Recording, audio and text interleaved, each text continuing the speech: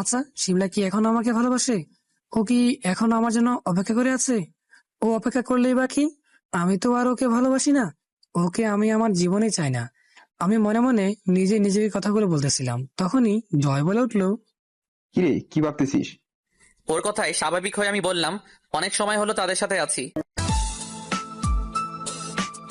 আমাদের voice of Nayan YouTube চ্যানেলের romantic love story গল্প শুনতে এখনই আমাদের চ্যানেলটি সাবস্ক্রাইব করে রাখুন। ধন্যবাদ।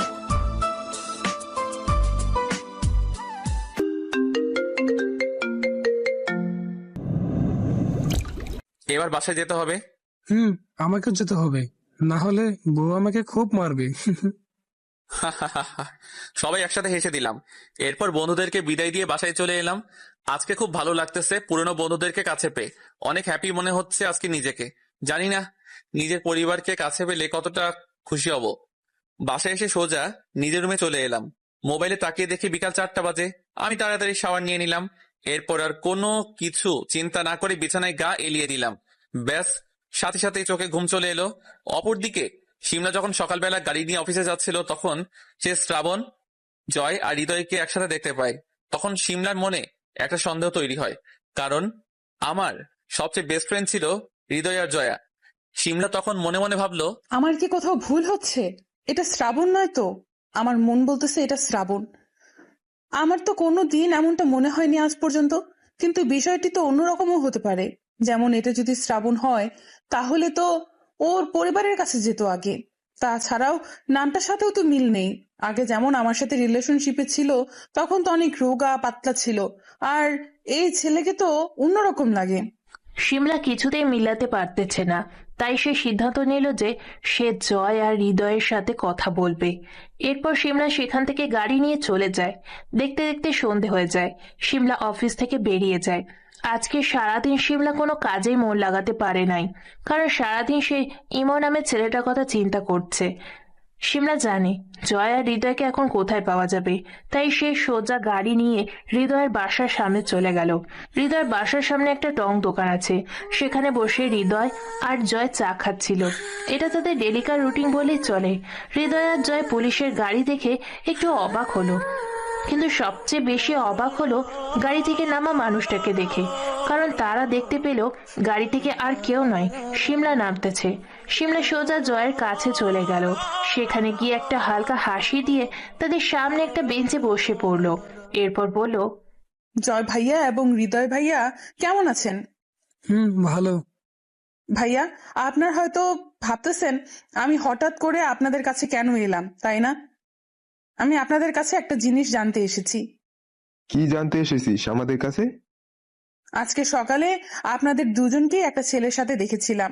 ওই ছেলেটা কে ছিল? আগে তো কোনো দিন এই এলাকায় দেখি নাই। সিমলার মুখে শ্রাবণের কথা শুনে জয় আর হৃদয় দুজনে একটু অবাক হয়। অবাকের সাথে একটু ভয়ও পায়, কারণ সিমলা যদি জানতে পারে এটা শ্রাবণ, তাহলে শ্রাবণ সে জয় আর হৃদয়ের অবস্থা খারাপ করে ফেলবে। সেটা তাদের জানা আছে খুব ভালো করে। কি হলো, কথা বলতেছেন না কেন? এবার জয় কথার উত্তরে বলল, ওটা তো আমাদের একটা পুরনো ফ্রেন্ড। নাম কি? বাসা কোথায়? নাম কি বলবে এটা ভেবে পাচ্ছে না জয়, কারণ যদি শ্রাবণের নাম বলে দেয় তাহলে নিশ্চয়ই সিমলা বুঝতে পেরে যাবে এটা শ্রাবণ। আই তাই জয় অনেক সময় ভেবে একটা নাম বলল। ওর নাম তো নিলয়। মিথ্যা বলতেছেন কেন? মানে? মানেটা খুব সোজা। ওই ছেলের নাম নিলয় না, ওই ছেলেটার নাম ইমন। সে নিজে আমাকে বলেছিল। আর আপনি আমাকে মিথ্যা বললেন কেন? সিমলার মনে একটা আশার আলো জাগলো, কারণ ছেলেটাও হয়তো তাকে মিথ্যে না বলেছে। এরপর সিমলা আবার বলল, ভাই, আমি জানি এটা শ্রাবণ, তাই শুধু শুধু মিথ্যা বলে লাভ নেই। আরে ম্যাম, 1 মিনিট, 1 মিনিট। আপনি কি পাগল হয়ে গেলেন নাকি? ওই ছেলেটা শ্রাবণ হতে যাবে কেন? আর শ্রাবণ হলে আমাদের থেকে বেশি খুশি আর কেউ হতো না। ম্যাডাম, ওই ছেলেটা আমাদের অনেক পুরনো ফ্রেন্ড। নাম ইমন হুসাইন, আর ডাকনাম হচ্ছে নিলয়। ও আগে ঢাকা থাকতো, এখন ঘুরতে আমাদের শহরে এসেছে। আর একটা কথা, আপনি বুঝতেছেন না? এটা যদি শ্রাবণ হতো, তাহলে সে তো প্রথমে ওর পরিবারের কাছে যেত, তাই না? আর সেখানে গেলে তো আপনি দেখতেই পারতেন। শিমলার মুখটা মুহূর্তেই খারাপ হয়ে গেল, কারণ সে ভেবেছিল সে হয়তো ঠিক পথেই এগিয়েছে। কিন্তু না, এটা যদি শ্রাবণ হতো তাহলে নিশ্চয়ই নিজের পরিবারের কাছে আগে যেত। শিমলা মনে মনে এগুলো ভাবলো। আচ্ছা, ছেলেটার একটা ছবি দিন তো আমাকে। ছবি দিয়ে কি করবেন? দরকার আছে, তাড়াতাড়ি দিন। আমাদের কাছে ওর কোনো ছবি নেই। নিজে থেকেই দেবেন নাকি আমি অন্য কোনো ব্যবস্থা করব? আপনাদের একটা কথা বলা হয়নি। আমরা যখন ঘুরতেছিলাম তখন জয় অনেকগুলো সেলফি তুলেছিল। অনেকদিন পরে দেখা হয়েছে সেই জন্য। এরপর শিমলা জয়ের মোবাইল থেকে জোর করে শ্রাবণের পিক নিল। কিন্তু মজার ব্যাপার হচ্ছে শিমলা তো জানেই না এটাই তার শ্রাবণ। শিমলা ছবিগুলো নিয়ে গাড়ি করে আবার চলে গেল। শিমলা চলে যাওয়ার পর জয় আর হৃদয় আলোচনা করতে লাগলো। বাইরে ভাই, এই মেয়ে কি সাংঘাতিক! এই মেয়ে শ্রাবণে খোঁজ পেল কিভাবে? এটা তুই ঠিক বলেছিস। আর তাছাড়া পুলিশ কি সাধে হয়েছে নাকি? আর বুকা খুঁজ পেয়েছে নাকি জাস্ট সন্দেহ হয়েছে, তাই হয়তো জিজ্ঞেস করতে এসেছে। বুঝলাম, কিন্তু একটা জিনিস বুঝলাম না। তুই আবার কি বুঝিসনি? আচ্ছা ভাই, এই শিমলা এখনো বিয়ে করে নাই কেন? বয়স তো কম হয়নি। তাছাড়াও ঠিকঠাক জবও তো করে। এটা তুই ঠিক বলেছিস। কি জানি বিয়ে করে না কেন। আমার তো মনে হয় এই মেয়ে এখনো শ্রাবণকে ভালোবাসে, তাই হয়তো বিয়ে করে নাই। হতে পারে, তবে তুই আগে শ্রাবণকে ফোন দে আর ওকে সবকিছু খুলে বল। ওয়েট। অপরদিকে আমি শান্তিতে ঘুমিয়েছিলাম, হঠাৎ তখনই আমার ফোনটা বেজে উঠলো। আমার ঘুম দূর হয়ে গেল।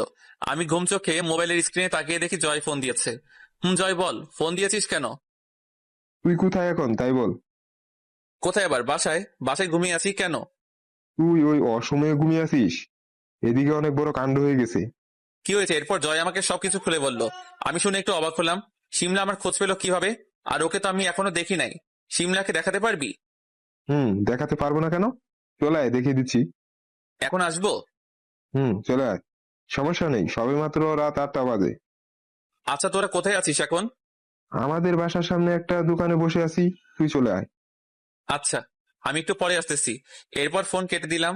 আমি বিছানা থেকে উঠে ফ্রেশ হয়ে নিলাম। এরপর আমি বাসার বাইরে বেরিয়ে একটা রিক্সা নিয়ে জয়দের বাসার উদ্দেশ্যে যেতে লাগলাম। প্রায় 10 মিনিট পরে পৌঁছে গেলাম হারামি দুটোর কাছে। ওই তাড়াতাড়ি চল। কোথায় শিমলা? অনেক দিন দেখি না, একটু দেখে আসি। আরে বন্ধু, ব্যস্ত হলে চলে, এসেছিস এক কাপ চা বিড়ি সিগারেট খেয়ে নে, তারপরে না হয় যাওয়া যাবে। এত ব্যস্ত হলে চলে? এটা তুই ঠিক বলেছিস, তাহলে একটা সিগারেট দে, অনেক সময় খাওয়া হয়নি। বাহ, ঢাকা গিয়ে দেখি অনেক উন্নতি হয়েছে। এরপর জয় পকেট থেকে একটা সিগারেট বের করে আমাকে দিল। আমি সিগারেটটা মুখে দিয়ে আগুন নিয়ে বললাম, আরে বন্ধু, সময় মানুষকে সব শিখিয়ে দেয়। আমার কেউ ছিল না, তাই হয়তো এটা বেছে নিয়েছিলাম। আরে হৃদয়ের কথা বাদ দে তো, তুই তো জানিসই চিরকাল ধরে ধার্মিক। আমিও জয়ের সাথে তাল মিলিয়ে হেসে দিলাম। এইটা দেখে হৃদয় বলল, তোদেরকে দেখি ভালো কথা বলেও তোরা আমাকে নিয়ে মজা নিস। আচ্ছা জয়, একটা কথা বলবি? বল। এই ভিতর ডিমকে ভাবি কি দেখে বিয়ে করলো? হারামি তো না খায় সিগারেট, না খায় গাঁজা। আজকালকার মেয়েরা তো আবার এইসব ছেলেদের ছাড়া কাউকে বিয়ে করে না। তুই এইটা একদম ঠিক বলেছিস। আমিও মাঝে মাঝে ভাবি। এটা বলেই আমি আর ভয় অট্টহাসিতে হেসে উঠলাম। আর হৃদয় আমাদের দুজনের দিকে রাগী দৃষ্টিতে তাকিয়ে আছে। কিছুক্ষণ পরে হৃদয় বলল, এজন্যই তো তোর বিয়ে হয় না। মামা, এটা তুই একদম ঠিক বলেছিস। আমার কেউ চয়েস করে না, তবু আমি রিল্যাক্স। সবাই কিছু সময় হেসে নিলাম। এরপর আমরা তিনজন জয়ের বাইকে উঠলাম। বাইক স্টার্ট দিয়ে জয় চালাতে লাগলো। আর আমার মোবাইলে জরুরি একটা কল আসার কারণে আমি ফোনের দিকে মনোযোগ দিয়ে কথা বলতে লাগলাম। আমি ফোনে কথা বলতেছি, তখনই জয় গাড়ি ব্রেক করলো। হৃদয় পিছ থেকে নেমে গেল। বুঝলাম শিমলার বাসার সামনে চলে এসেছি। আমিও কথা বলতে বলতে গাড়ি থেকে নেমে গেলাম। প্রায় 5 মিনিট পরে কথা শেষ হলো। এরপর আমি জয়কে বললাম, কই, আমরা কি চলে এসেছি? তোর তো ফোনে কথা বলা শেষ হচ্ছে না। সামনে দেখ, এই বাসার 3 তলায় শিমলা থাকে। জয়ের কথায় আমি সামনে তাকালাম। সামনে তাকিয়ে একটু অবাক হলাম, কারণ বাসাটা একটু চেনা চেনা লাগতেছে। আর তার চেয়ে বড় কথা, বাসাটা দেখে বুকের ভিতরে ধুকধুক আওয়াজ যেন একটু বেড়ে যাচ্ছে। এমন আগে কোনোদিনই হয়নি। আমার মনে হচ্ছে সামনে আমার জন্য বড় কিছু অপেক্ষা করতেছে। তাই আমি জয়কে উদ্দেশ্য করে বললাম, এটা কার বাসা ভাই? চেনা চেনা লাগতেছে। যাক, কিছুটা চিনতে পেরেছিস। আমি তো ভেবেছিলাম চিনতেই পারবি না। আরে কথা না পেঁচিয়ে বলতো, এটা কার বাসা? এরপর জয় যে কথাটা বলল সেটা শোনার জন্য আমি মোটেও প্রস্তুত ছিলাম না। আমি চিনতে এত বড় ভুল করলাম? এটা তোদের বাসা, চিনতে পারতেছিস না? জয়ের কথা শুনে আমি একটু পিছিয়ে গেলাম। এরপর ভালো করে বাড়িটা দেখতে লাগলাম। আগে ছিল একটা ছোটখাটো একতলা বিল্ডিং, আর এখন তো দেখতেছি 3 তলা হয়ে গেছে। এছাড়াও বাড়ির চারিপাশের পরিবেশটাও অনেক সুন্দর, যে কেউ দেখলেই পছন্দ করবে। এরপর আমি চারিপাশে তাকিয়ে দেখতে লাগলাম। এটাই আমার বাসা। অনেকদিন আসা হয় না, তাই চিনতে ভুল করেছি। তাছাড়াও এখানে আসার সময় আমি ফোনে ব্যস্ত ছিলাম, তাই খেয়াল করতে পারি নাই কোন রাস্তায় যাচ্ছিলাম। কিন্তু একটা বিষয় আমি বুঝতে পারতেছি না, আমি তো যেতে চেয়েছিলাম সিমলার বাসায়। তাহলে এই হারামিগুলো আমাকে এখানে নিয়ে এলো কেন? আমার খুব রাগ হলো, তাই আমি জয় আর হৃদয়ের দিকে তাকালাম। কি মামা, একেবারে চমকে দিলাম না? আমাকে তোরা এখানে নিয়ে এলি কেন? কেন, তুই তো বললি যে সিমলার সাথে দেখা করবি, তাই তো এখানে নিয়ে এলাম।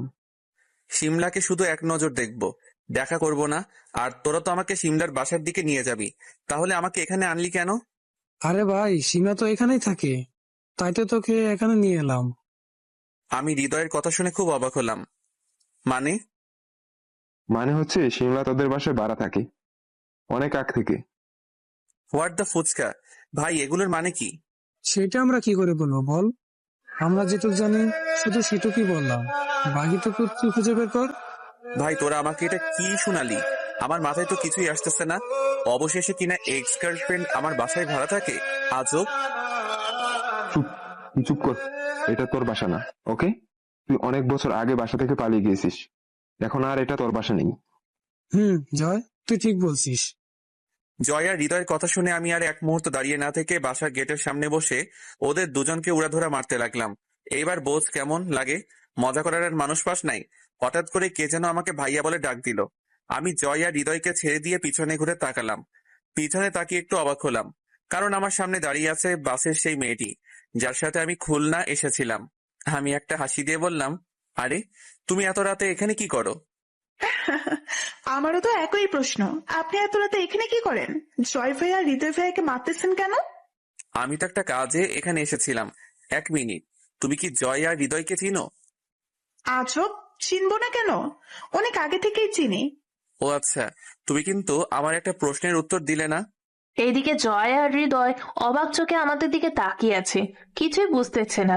কারণ শ্রাবণ বলেছিল কেউ তার আসল পরিচয় জানে না। তাহলে এটা কি? ও, আপনাদের তো বলাই হয়নি। এই মেয়েটা আর কেউ নয়, এই মেয়েটার নাম জান্নাত।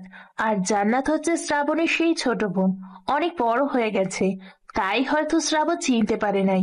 আর জান্নাতও অনেক বছর পর দেখতেছে, তাই চিনতে পারে নাই। মোট কথা, দুই ভাই বোন কেউ জানে না যে তারা দুইজন আপন ভাই বোন। কোন প্রশ্ন ভাইয়া? এই যে তুমি এত রাতে একা একা রাস্তায় কি করো? ভাইয়া, আপনি না অনেক বোকা। এই যে পিছনে যে বাসাটা দেখতে পাচ্ছেন, এই বাসাটা আমাদের। আমি এখানেই থাকি। মেয়েটির কথা শুনে আমি থ হয়ে গেলাম। মেয়েটির দিকে ভালো করে একবার তাকালাম। তাহলে আমার সন্দেহই কি ঠিক হতে চলেছে? এটা কি আমার সেই ছোট্ট আপুটা? না, কিছুই ভাবতে পারতেছি না। কি হলো ভাইয়া, চুপ করে গেলেন কেন? আমি ভাবনার জগৎ থেকে ফিরে এসে স্বাভাবিক হয়ে জিজ্ঞেস করলাম, আচ্ছা, তোমার নামটা যেন কি? সে কখন থেকে জিজ্ঞেস করব করব করে করা হয়নি। জান্নাতুল নাইমা, সবাই জান্নাত বলেই ডাকে। আপনি চাইলে জান্নাত বলে ডাকতে পারেন। আমি অবাকের চরম সীমানায় পৌঁছে গেলাম। আমি জয় আর হৃদয়ের দিকে ঘুরে তাকালাম। ওরা তো দুইজন চোখ বড় বড় করে আমার দিকে চেয়ে আছে। আমি ওদেরকে চোখের ইশারায় জিজ্ঞেস করলাম, এটাই কি আমার বোন? ওরা চোখ দিয়ে হ্যাঁ সূচক জবাব দিল। কি হলো ভাইয়া, কথা বলেন না কেন? না, এমনি। তোমার নামটা কিন্তু খুব সুন্দর। কে রেখেছিল তোমার এই নামটা? নামটা কে রেখেছিল এই কথা জিজ্ঞেস করাই জান্নাতের মুখটা কালো হয়ে গেল। এর কারণ আমি বুঝতে আর বাকি নেই। কারণ জান্নাতের নামটা আমি নিজেই রেখেছিলাম। তখন আমার বয়স 6-7 হবে। সকলের সাথে যুদ্ধ করে আমার বোনের নাম আমি রেখেছিলাম। যাই হোক, গল্পে আসা যাক। কি হলো, বলতেছো না কেন? আমার ভাইয়া রেখেছিল। ও আচ্ছা, তোমার ভাইয়ার নাম কি? সেটা অন্য এক সময় বলবো, এখন বাসায় যাই, দেরি হয়ে যাচ্ছে, আপু বকা দিবে অনেক। যাও। তবে এত রাত পর্যন্ত মেয়েদের বাইরে থাকা ঠিক না। আসলে ভাইয়া, আমি কখনোই একা একা রাতে বের হই না, কিন্তু অনেকদিন পরে বাসায় এসেছি তো, তাই একটু বন্ধুদের সাথে কথা বলতে বলতে দেরি হয়ে গেছে। ও আচ্ছা, তুমি বাসায় যাও, তাহলে আমরা আসি। ভাইয়া আপনি কি এই এলাকায় থাকেন নাকি? আর জয় ভাইয়া কি আপনার ফ্রেন্ড নাকি? হুম। এরপর আমি আর সামান্য কিছু কথা বলে আমাদের বাসা থেকে দূরে চলে এলাম। ভাই, একটু আগে কি হলো আমার সাথে? কি হলো মানে? মানে বুঝতেছিস না? আমি নিজের বোনকে চিনতে পারি নাই। হুম, কিন্তু তাহলে জান্নাত তোকে ভাইয়া বলে কেন? তোদের আগে কোথাও দেখা হয়েছিল নাকি? হুম। এরপর সবকিছু খুলে বললাম। কি বলিস? এত কিছু? হুম। আমার কাছে বাসে বসে জান্নাতকে চেনা চেনা লাগতেছিল, তাই তো ওর সব কথা চুপ করে মেনে নিয়েছিলাম, কিন্তু শিওর ছিলাম না এটাই জান্নাত। হুম, কিন্তু ভাই আসল কাজটাই তো হলো না। কি কাজ? আরে মিয়া, আমাদের ভাবিকেই তো দেখাতে পারলাম না, শ্রাবণকে। ফাইজলামও বন্ধ কর। সিমলা তোদের ভাবি হতে যাবে কোন দুঃখে? সেটা সময় হলে দেখা যাবে। আচ্ছা ভাই, চল বাসায় যাই। অনেক রাত হয়ে গেছে। কালকে দেখা হলে দেখিয়ে দিমুনি ভাবিরে। হয় জানি তো, বাসায় কাউকে রেখে এখন বাইরে এক মুহূর্তের জন্য থাকতে মন চায় না। হুম, চল হৃদয়, তাড়াতাড়ি বাসায় যাই, গিয়ে খেলাধুলা শুরু করে দিই। ছি ছি ছি, একটু তো শরম কর হারামি। এরপর আমরা যে যার বাসায় চলে এলাম। বাসায় এসে অনলাইনে খাবার অর্ডার দিলাম। এরপর মোবাইলটা বের করে নাজমুলকে ফোন দিলাম। কিছু সময় রিং হওয়ার পরে ফোনটা রিসিভ করলো। জি স্যার, বলুন। কালকে পিরোজপুর যেতে হবে আপনাকে আমার সাথে। ওকে স্যার, কিন্তু কেন? একটা পুরনো হিসাব বাকি রয়ে গেছে, সেইটা মেটাতে যাব কালকে। ঠিক বুঝলাম না স্যার। আপনার বুঝে লাভ নেই, কালকে গেলেই বুঝতে পারবেন। Okay sir, good night. এরপর ফোন কেটে দিলাম। রুমে শুয়ে আছি আর ভাবতেছি কালকে পিরোজপুর থানায় গিয়ে ছেলেগুলোর কি হাল করব। খুব রাগ হচ্ছে নিজের উপরে। আপনারা তো কিছুই বুঝতেছেন না, আসুন আমি বুঝিয়ে বলতেছি। ঢাকা থেকে বাসে করে খুলনা আসতে গেলে পিরোজপুরের ভিতর দিয়ে আসতে হয়। আর পিরোজপুরে কি হয়েছিল আপনারা তো সেটা জানেন। জান্নাতকে কয়েকটা ছেলে আজে বাজে কথা বলেছিল, আমি তাদেরকে হালকা মেরেই পুলিশের হাতে দিয়ে দেই। কিন্তু আজকে যখন জানতে পারলাম ওরা আমার নিজের বোনকে এই কথাগুলো বলেছে, তাই প্রচুর রাগ উঠতেছে নিজের উপরে। চোখ বুজে শুয়ে আছি। যখন প্রচুর রাগ হয় তখন আমি এইভাবে অন্ধকার রুমে চোখ বন্ধ করে শুয়ে থাকি। হঠাৎ করে বাসার কলিং বেল বেজে উঠলো। আমি গিয়ে দরজা খুলে দিলাম। দেখলাম একটা ছেলে খাবার নিয়ে এসেছে। আমি খাবার নিয়ে ভিতরে চলে এলাম। এরপর রাতের খাবার খেয়ে নিলাম। এখন রাগ অনেকটা কমেছে, তাই ল্যাপটপ আর এক কাপ চা নিয়ে ছাদে চলে এলাম। ছাদের এক কোণে ছোট একটা টেবিল এবং দুইটা চেয়ার রাখা আছে। আমি ল্যাপটপ টেবিলে রেখে চা খেতে লাগলাম আর রাতের এই ঠান্ডা আবহাওয়ার মজা উপভোগ করতে লাগলাম। চারিদিকে কোনো শব্দ নেই, শুধু মাঝে মাঝে কয়েকটা গাড়ির আওয়াজ পাওয়া যাচ্ছে। এরপর আমি আলামিনকে ফোন দিলাম। এই হচ্ছে সেই আলামিন যে নেট বিষয়ে একটু বেশি ধারণা। হ্যাঁ স্যার, বলুন। কি মনে করে ফোন দিলেন? আলামিন, একটু খোঁজ নিয়ে দেখতো এনামুলের বড় কোনো মিটিং আছে কিনা খুব তাড়াতাড়ি। 2 মিনিট সময় দিন স্যার, আমি খুঁজে দেখতেছি। 2 মিনিট পরে।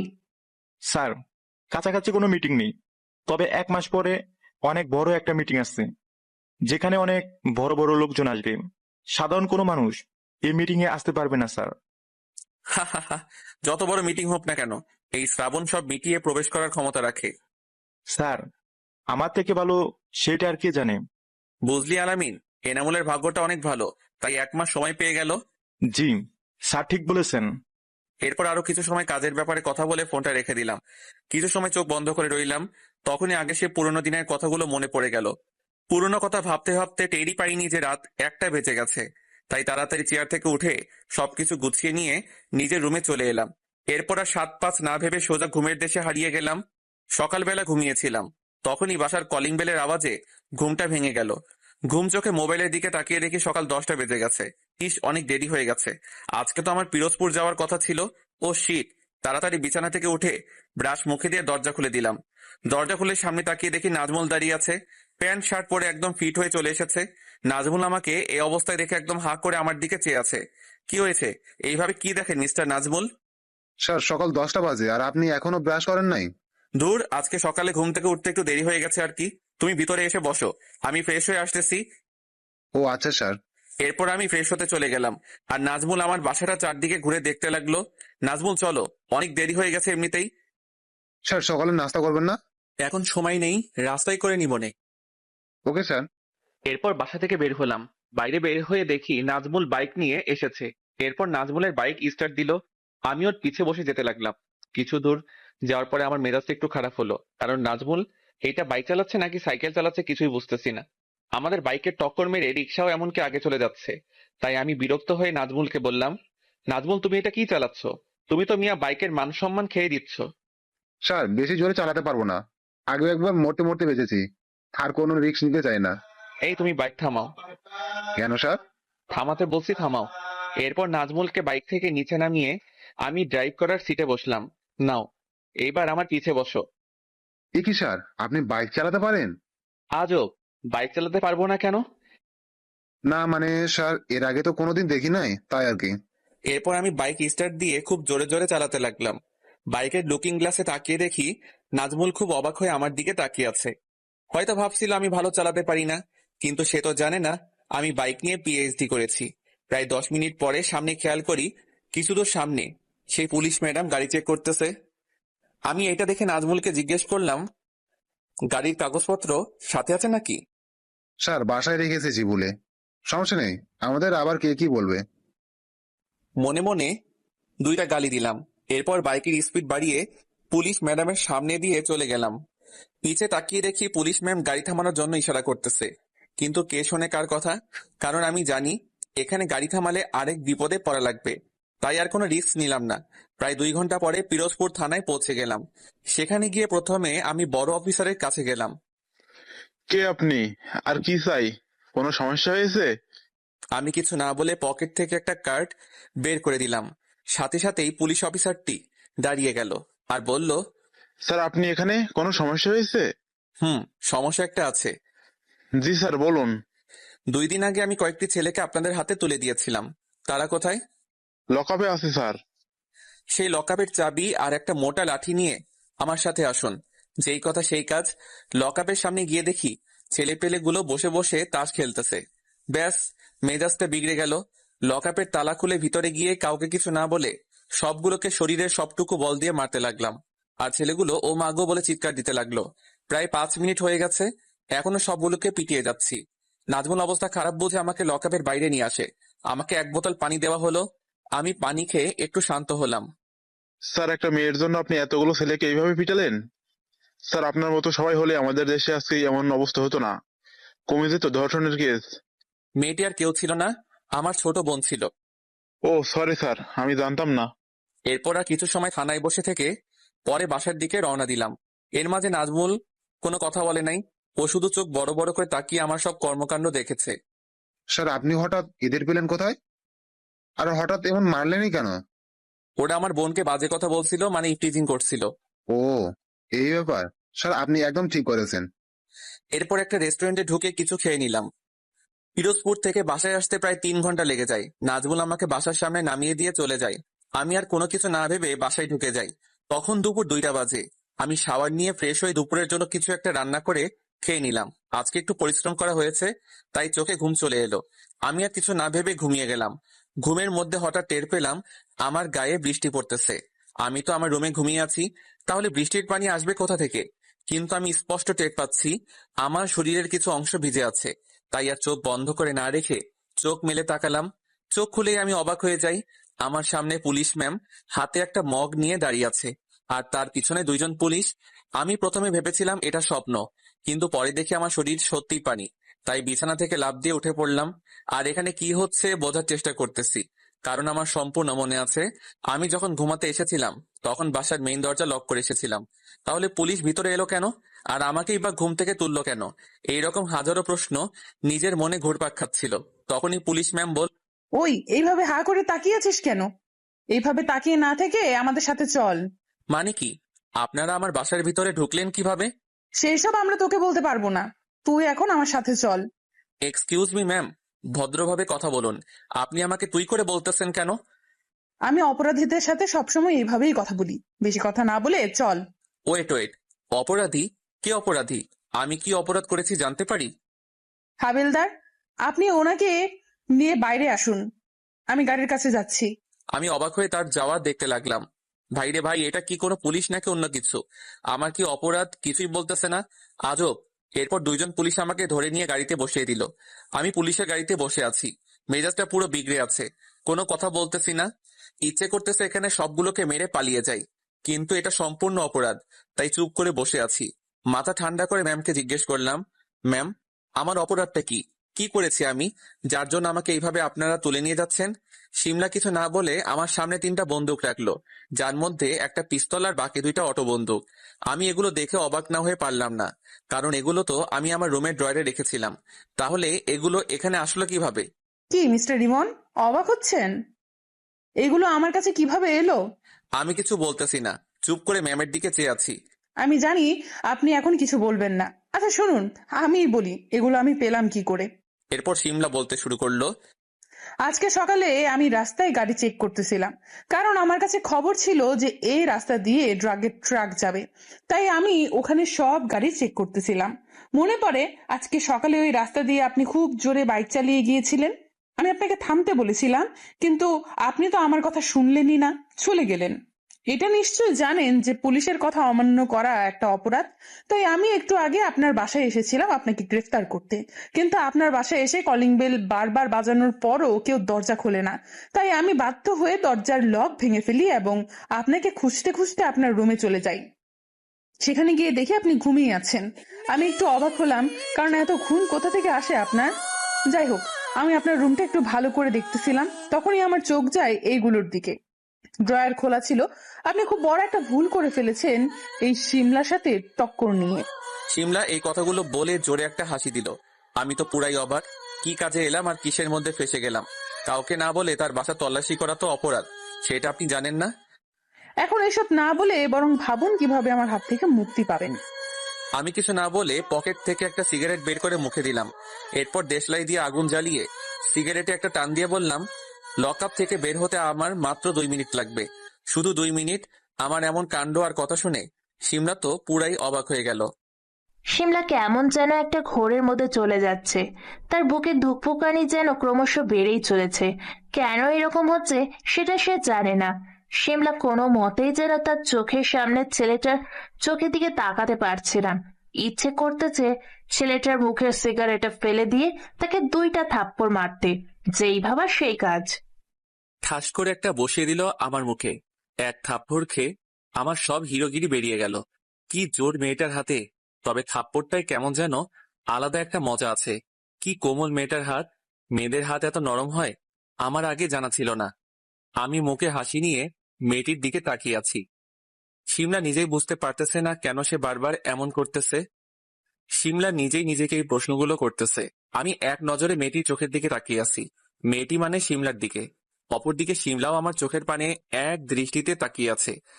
দেখে মনে হচ্ছে কোনো রোমান্টিক মুভির শুটিং হচ্ছে এখানে। গাড়ি চলাকালীন সময়ে হঠাৎ ভাঙা জায়গায় গাড়ির চাকা পড়ে যায়। ব্যাস, শিমলার ঘোর কেটে যায়, সাথে আমারও। সামনে তাকিয়ে দেখি শিমলা অন্যদিকে মুখ ঘুরিয়ে আছে।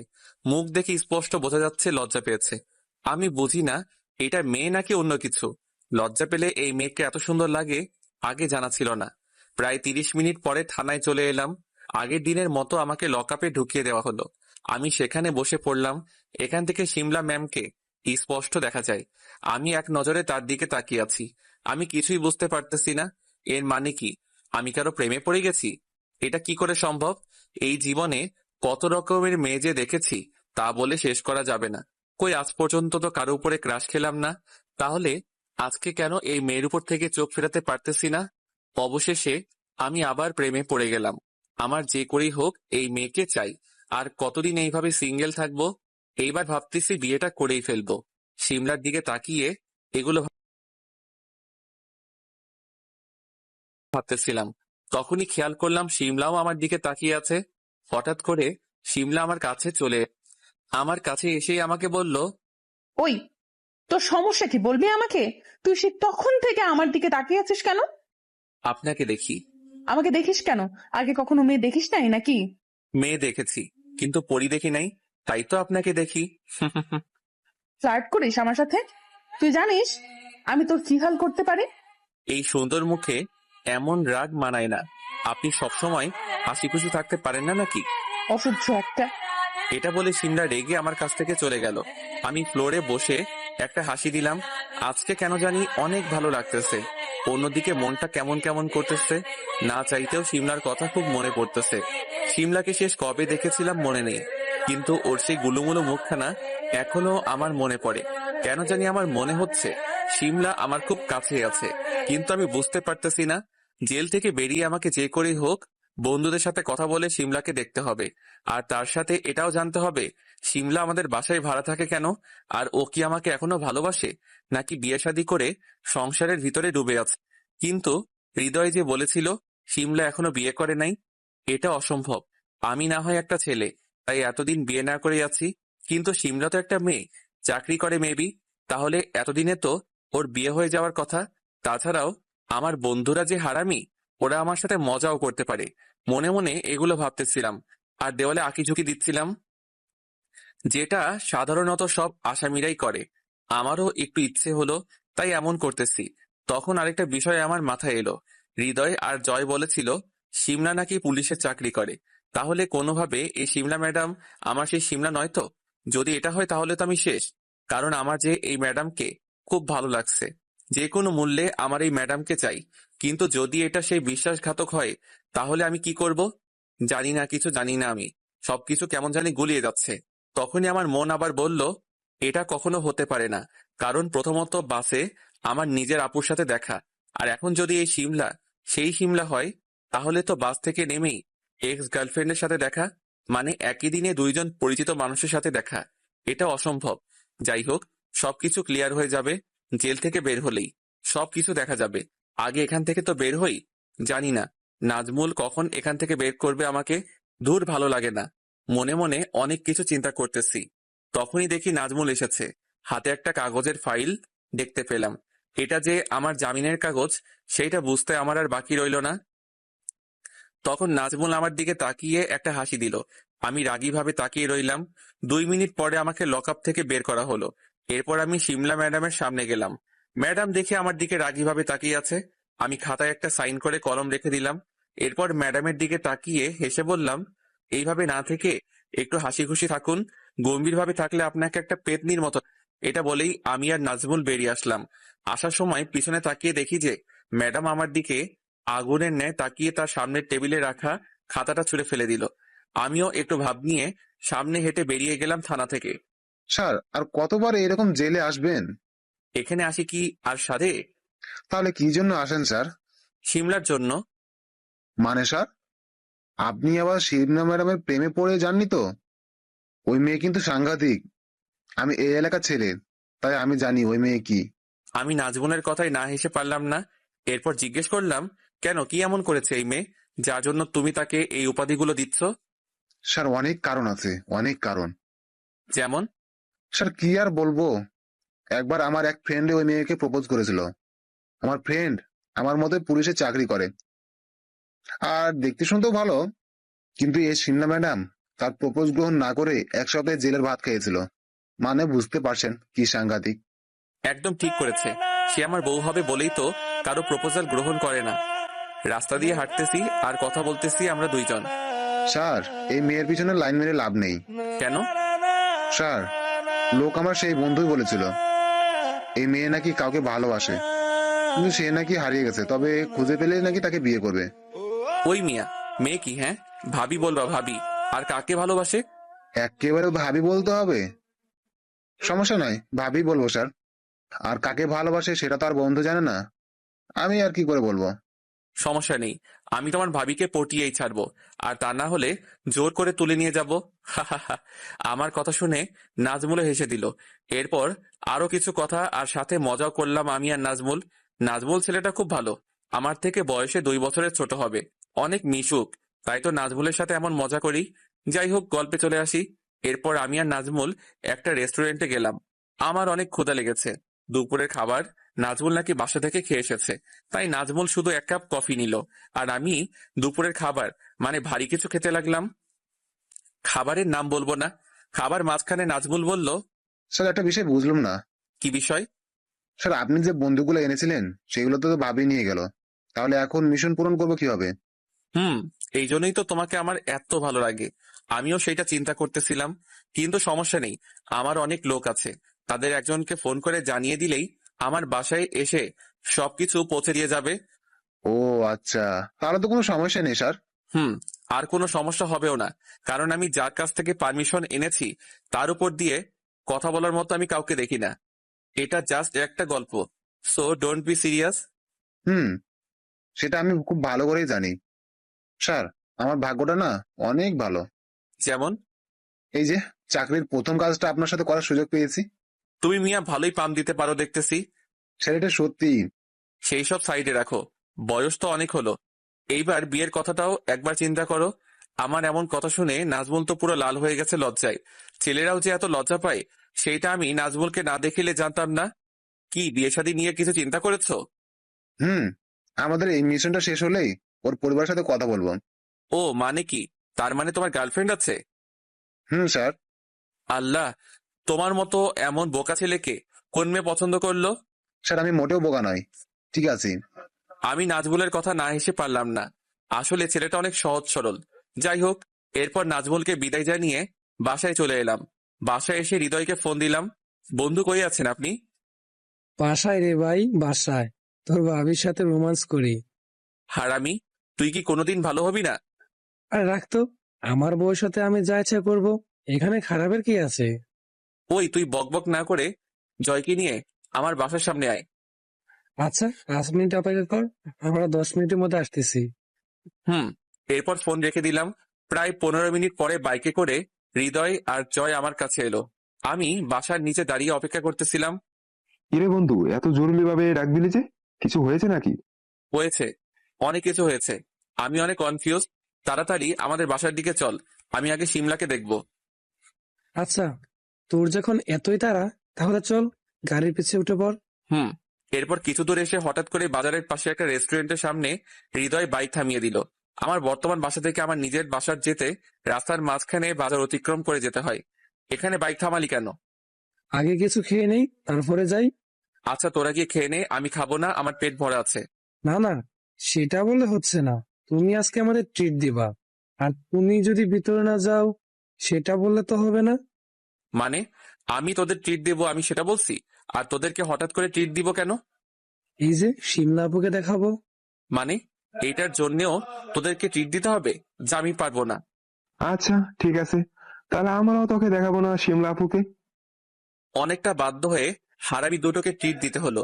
যে কয় টাকা বাসা থেকে নিয়ে এসেছিলাম সবগুলো শেষ করে দিয়েছে প্রায়। এই দুটোকে দেখে কেউ বলতে পারবে না যে এরা এত খেতে পারে।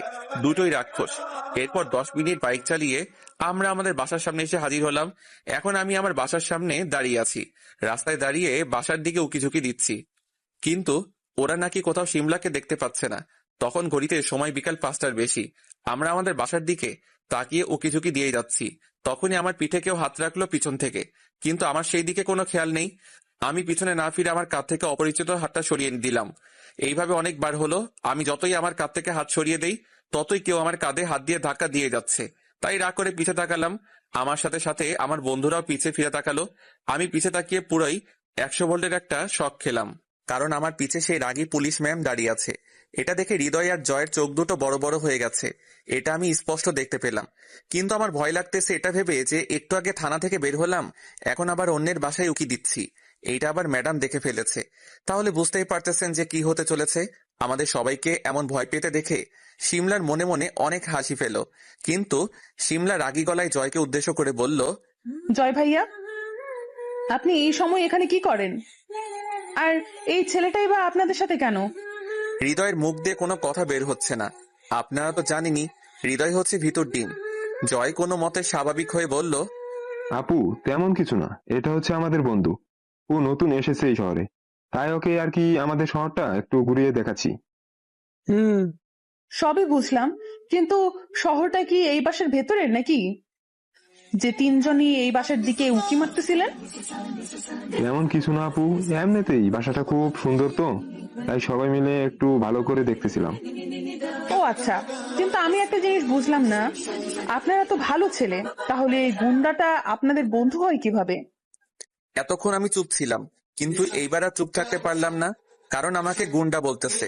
তাই আমি বললাম, এক্সকিউজ মি, আপনি কাকে কি বলতেছেন? এই গুন্ডাটাকে আমি গুন্ডাই বলতেছি, একটা গুন্ডাকে আমি গুন্ডাই বলতেছি। আপু, আপনারা দুজন দুজনকে চিনেন? একে তো আমি খুব ভালো করেই চিনি, দুইবার অ্যারেস্ট করেছি, একে কি করে ভুলে যাই? হৃদয় আর রাফি এই কথা শুনে দুজন দুজনের দিকে চোখ বড় বড় করে তাকালো। এরপর জয় আমাকে বলল, ভাই চল, এখানে তোর আর থাকার কোনো দরকার নেই। ওই তুই দাঁড়া, আমি আগে কথা বলে নেই। দেখ ভাই, আর ঝামেলা করিস না। আমি তোকে সবকিছু বলতেছি একটু পরে। তুই চল আমার সাথে। হ্যাঁ ভাই, চল প্লিজ। এরপর সবার কথা মতো আমি বাইকে উঠলাম। জয় বাইক স্টার্ট দিয়ে চালাতে লাগলো। এদিকে সিমলা নিজেই নিজেকে মনে মনে বলতে লাগলো, আল্লাহ, আমি বুঝি না এই ছেলেটার মধ্যে কি এমন আছে যে বারবার শুধুই আমাকে কাছে টানে। ওর ওই চোখ দুটো যেন আমাকে প্রতিনিয়ত কাছে টানে। আমি কি তাহলে একটা গুন্ডার প্রেমে পড়ে গেলাম? না, এটা হতে পারে না। আমি শুধু শ্রাবণকে ভালোবাসি, সারা জীবন ওকেই ভালোবেসে যাব। ওকে খুঁজে না পেলে দরকার হয় জীবনে আর বিয়েই করব না। আর এই গুন্ডাকে তো সাইডে রেখেই দিলাম। এরপর সিমলা বাসার ভিতরে ঢুকে যায়। এদিকে জয় বাইক নিয়ে একটা বড় গাছের নিচে দাঁড় করালো। আমি গাড়ি থেকে নেমেই বলতে লাগলাম, এই তোরা আমাকে এখানে নিয়ে এলি কেন? ধুর, তোদের জন্য আজকেও সিমলাকে দেখতে পারলাম না। ভাই এইবার তো একটু চুপ কর। বাইকে বসে তো আমাদের পাগল করে দিচ্ছিস শিমলা শিমলা করে। ভাই, তোদের জন্য আজকেও সিমলাকে দেখতে পারলাম না। আবার একই প্রশ্ন করলাম। তুই সিমলাকে দেখেছিস সেটা অনেক আগে। মানে? মানে একদম পরিষ্কার। তুই যেদিন প্রথম খুলনা এসেছিলি সেদিন বাস থেকে নেমেই তুই সিমলাকে দেখতে পেয়েছিলি। এবার আমার মনে হচ্ছে আমার সন্দেহই ঠিক হতে চলেছে। তাই আমি আর চুপ করে না থেকে বললাম, কোন ভাবে? এই সিমলা ম্যাডাম তো আমার সেই সিমলা নয়। এই সিমলাই তোর এক্স গার্লফ্রেন্ড। জয়ের এই কথার পরে সবাই 5 মিনিট নীরবতা পালন করলাম। কারো মুখে কোনো কথা নেই। আমরা তিনজনই চুপ করে আছি। সবার নীরবতা ভঙ্গ করে আমি বললাম, চল বাসায় যাই, সন্ধ্যা হয়ে গেছে। তুই এত স্বাভাবিক কি করে? তুই বুঝতেছিস না? সিমলা অকারণে সেদিন শ্রাবণকে ছেড়ে দিয়েছিল। সেই দিনই শ্রাবণ সিমলাকে ভুলে গিয়েছে। তো এখানে নতুন করে সিমলাকে দেখে স্বাভাবিক থাকবে না তো কি করবে? না মানে আমাকে তো শ্রাবণ ফোন করে বলেছিল যে ও নাকি ওই পুলিশ ম্যামকে নতুন করে ভালোবেসে ফেলেছে, যে কোনো মূল্যে নাকি ওর তাকে চাই। আরে তখন তো না জেনে বলেছিল, এখন জেনে গেছে, তো সবকিছু এখানে শেষ। এতক্ষণ ওদের দুজনের কথা শুনতেছিলাম। এবার আমি বলা শুরু করলাম, কোনো কিছুই শেষ না, আমার সিমলাকেই চাই। মানে কি? তাহলে তোকে যে ধোঁকা দিয়েছিল এই মেয়ে? সেই সব পরে দেখা যাবে। আমার যে কোনো মূল্যে সিমলাকে চাই। ও তো অন্য কাউকে ভালোবাসে। তাহলে আমি যদি ওকে জোর করে বিয়ে করি? আরে ভাই, এটা তো ভাবি নাই। আবার বোকার মতো কথা বলিস না, পরে এই মেয়ে শ্রাবণের গলায় আবার ঝুলে পড়বে। ভাই, একটা সত্যি কথা বলবো? কি কথা বল। আমি না সত্যি আবার সিমলার প্রেমে পড়ে গেছি। ওটা যে আমার প্রথম ভালোবাসা ছিল, কি করে ভুলে যাই বল? আর যদি ওকে আমি মন থেকে ভালো নাই বাসতাম, তাহলে নতুন করে ওর প্রেমে পড়তাম কেন? শোন ভাই, ভালোবাসা একবারই হয়। তাই তো আমি নতুন করে আবার ওর প্রেমে পড়লাম। আবার এই কথা শুনে দুজনেই চুপ করে আছে। কিছুক্ষণ পরে জয় বলল, এর মানে তুই সিমলার দেওয়া সব দুঃখ কষ্ট ভুলে গিয়েছিস? মনে পড়ে সেই দিনগুলোর কথা? সেদিন তুই পাগলের মতো সিমলার পিছু ঘুরে বেরিয়েছিলি, কিন্তু কোনো পাত্তাই পাসনি ওর কাছ থেকে। বরং পেয়েছিলি শুধু দুঃখ, কষ্ট আর অপমান। তুই সবকিছু ভুলে গেলেও আমি কিছু বলি নাই। দোস্ত, তোর ধারণা সম্পূর্ণই ভুল। আমার সবকিছু মনে আছে। একদম কাটায় কাটায় সব হিসাব মেটাতেই আমি আবার ফিরে এসেছি। মানে তুই কি করতে চলছিস, সব খুলে বল। এরপর হৃদয় আর জয়কে আমার একটা প্ল্যানের কথা বললাম। মানে সিমলার সাথে কি কি করতে চলেছি আমি। আপনাদেরকে আমার প্ল্যান সম্পর্কে কিছু বলবো না, কারণ আপনারা সবকিছু সিমলাকে বলে দিবেন। আর পরে দেখা যাবে সিমলা আমাকে এই ঘোল খাইয়ে ছেড়ে দিবে। ভাই রে ভাই, তুই তো একটা জিনিস মাইরি। ভাই ঠিক বলছিস। না হলে এমন সাংঘাতিক বুদ্ধি কার মাথায় আসবে বল। একদম ঠিক বলেছিস, শালা আস্ত একটা শয়তান। অনেক হয়েছে। এবার বাসায় যাই, রাত হয়ে গেছে। বাসায় গিয়ে আবার রান্না করতে হবে। তাড়াতাড়ি বিয়ে করে ফেল, এরপর দেখবি আর নিজেকে রান্না করে খেতে হবে না, ভাবি রান্না করে দিবে। সেটার প্ল্যানই তো করতেছি। পুরো এক ঢিলে 2 পাখি মারা যাবে। হুম এরপর জয় আমাকে ওর বাইকে করে আমার বাসার সামনে নামিয়ে দিয়ে চলে গেল। আমি আর কোথাও না তাকিয়ে সোজা বাসায় ঢুকে গেলাম। এইভাবে আজকের দিনটা কেটে গেল। রোজকার মতো রাতেই নিজে খাবার রান্না করে খেয়ে নিলাম। এরপর রাত 11টার দিকে ছাদে চলে গেলাম একা একা। নির্দিষ্ট স্থানে বসে ব্যস্ত শহরটাকে দেখতে লাগলাম। দিনের বেলায় এই শহরটা যতটা ব্যস্ত থাকে, রাতের বেলা ঠিক ততটাই নীরব হয়ে যায়। হঠাৎ করে আমার সেই অতীতের কথা মনে পড়ে গেল। আসলে সকলে ঠিকই বলে যে একা একা থাকলে অতীতের কথা মনে পড়বেই। যাই হোক, আপনাদেরকে আর অন্ধকারে রাখবো না। অতীতের শেষ অংশটা বলেই দেই। অতীত, সেই দিন রাতে যখন চুপি চুপি ট্রাকে উঠে লুকিয়ে পড়েছিলাম, সেইটা ড্রাইভার বুঝতে পারে নাই। রাতে অনেক ক্লান্ত থাকাতে ট্রাকের ভিতরেই ঘুমিয়ে পড়ি। যখন আমার ঘুম ভেঙে যায়, আমি চোখ মেলে তাকিয়ে দেখি আমি ট্রাকের ভিতরেই শুয়ে আছি। চারদিক থেকে অনেক আওয়াজ আসতেছে। আমি ট্রাক থেকে এক লাফ দিয়ে নিচে নেমে গেলাম। ট্রাক থেকে নেমে অনেকটা ভয় পেয়ে যাই, কারণ তখন আমি অনেকটাই ছোট ছিলাম। চারিদিকে অনেক মানুষের আনাগোনা, আর চারিদিকে শুধু বিল্ডিং আর বিল্ডিং। কি করব, কোথায় যাব কিছু জানি না। রাস্তা দিয়ে হাঁটতেছি আর চারিদিকে শুধু তাকিয়ে তাকিয়ে দেখতেছি। এটা যে ঢাকা শহর সেটা আমি বেশ ভালো করে বুঝে গেছি। এই প্রথমবারের মতো আমি ঢাকা শহরে এলাম। আমার অবাক হওয়া যেন শেষই হচ্ছে না। আমি আগে জানতাম না যে আমাদের দেশে এত প্রকারের মানুষ আছে। অনেক রিক্সা নিয়ে ছোটাছুটি করতেছে, অনেক আবার অফিসে যেতে ব্যস্ত, কেউ কেউ আবার রাস্তার পাশে মানে ফুটপাতে বিভিন্ন ধরনের দোকানপাট নিয়ে বসে আছে। সবাই সবার জীবন নিয়ে ব্যস্ত। এখানে তাদের সামনে দিয়ে আমি একটা ছেলে যে হেঁটে যাচ্ছি, এতে তাদের কোনো ভ্রুক্ষেপই নেই। হঠাৎ একটা জিনিস দেখে আমার বুকটা কেঁপে উঠলো। আমার ভয় হতে লাগলো ভবিষ্যতে কি আমারও এদের মতো অবস্থা হতে চলেছে। কারণ আমার পাশ দিয়ে একটা ছেলে আর একটা মেয়ে নোংরা জামা কাপড় পরে হেঁটে গেল। তাদের হাতে একটা করে স্টিলের থালা, যেটা অনেক পুরনো। আমার আর বুঝতে বাকি রইল না যে এরা ভিক্ষা করে খায়। আমার খুব ভয় হতে লাগলো। কি করে খাবো আমি? আমার বয়সও তো কম। কে দেবে আমাকে কাজ? মনে এমন হাজারো প্রশ্ন নিয়ে আমি হাঁটতে হাঁটতে একটা স্কুলের সামনে চলে এলাম। স্কুলটা দেখতে অনেক বড়। এত বড় স্কুল এর আগে আমি কখনো দেখি নাই। আমার খুব ইচ্ছে ছিল একটা বড় স্কুলে পড়ার আর ভালো একটা রেজাল্ট করার, কিন্তু সেটার হলো কই। এখন আমি স্কুলেই পড়তে পারি কিনা সেটারই নিশ্চয়তা নেই। একটা দীর্ঘশ্বাস ফেলে আবার হাঁটা শুরু করলাম। একটা দোকানের ডিজিটাল ঘড়িতে বাইরে থেকে দেখতে পাই যে সকাল 11টা বেজে গেছে। এদিকে আমার পেটে যে সেই রাত থেকে কিছু পড়ে নাই, প্রচুর ক্ষুধা পাচ্ছে। কিন্তু কি খাবো? এখানে যদি কাউকে গিয়ে বলি যে ভাই একটু খাবার পাওয়া যাবে, তাহলে নিশ্চয়ই থাপ্পড় ছাড়া আর কিছু পাওয়া যাবে না। তবুও খাবার খোঁজ করতে লাগলাম। অনেককে বললামও, কিন্তু কোনো লাভ হলো না। এই শহরের মতো সবাই ব্যস্ত, কেউ কাউকে নিয়ে ভাবে না। এরপর বাধ্য হয়ে একটা টিউবওয়েল থেকে অনেকটা পানি খেয়ে নিলাম। এইবার কিছুটা হলেও শান্তি লাগতেছে। কিন্তু ক্ষুধার জ্বালা কি আর পানিতে মিটে? তবুও এইভাবে আজকের দিনটা কেটে গেল। তখন আনুমানিক রাত 12টার বেশি বাজে। আমি রাস্তার পাশে ল্যাম্প পোস্টের নিচে একটা বেঞ্চে বসে আছি মাথা নিচু করে। আজকে মনে হয় আর ঘুম আসবে না। চোখ থেকে অঝোর ধারায় পানি পড়ে যাচ্ছে। ল্যাম্প পোস্টে টিপ টিপ আলোতে আমার চোখের পানি যেন বোঝাই যাচ্ছে না। হঠাৎ করে আকাশে কালো মেঘ জমে গেল। আকাশের চাঁদটা যেন মেঘের আড়ালে লুকিয়ে পড়ল। মুহূর্তের মধ্যেই বৃষ্টি পড়তে শুরু করলো।